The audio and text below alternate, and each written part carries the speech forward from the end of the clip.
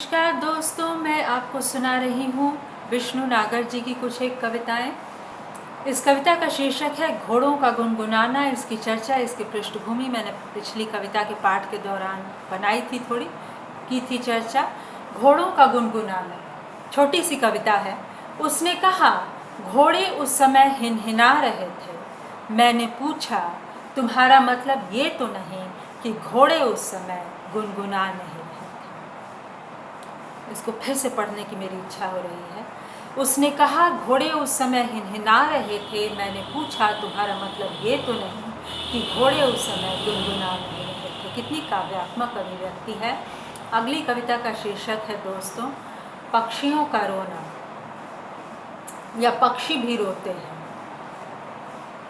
पक्षी भी रोते हैं, और देखिए कि पक्षी के माध्यम से कितनी गंभीर बात मनुष्य मन के बारे में कही जा रही है। उसके दोस्त ने उसे समझाया, मत रो, फफक फफक कर मत रो, पक्षी क्या कभी रोते हैं। उसने जवाब दिया, तो क्या मैं पक्षी हूँ।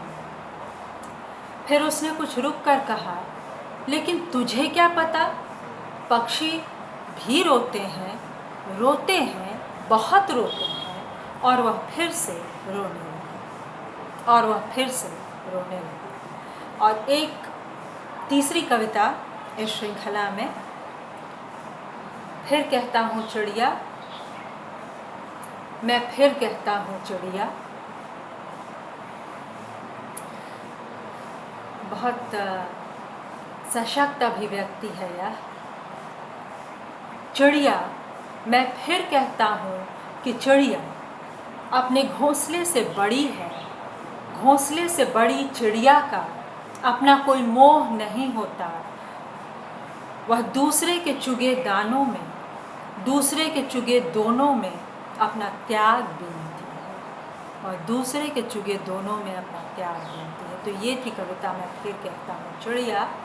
और इस तरह की बहुत सी कविताएं हैं, लेकिन मुझे लगता है कि ये तीन कविताएं मनुष्य जीवन और मनुष्य की प्रकृति के साथ की जो संगति है उसके बारे में अद्भुत कुछ कहती हैं। आशा है कि आपको मेरा पाठ पसंद आया था।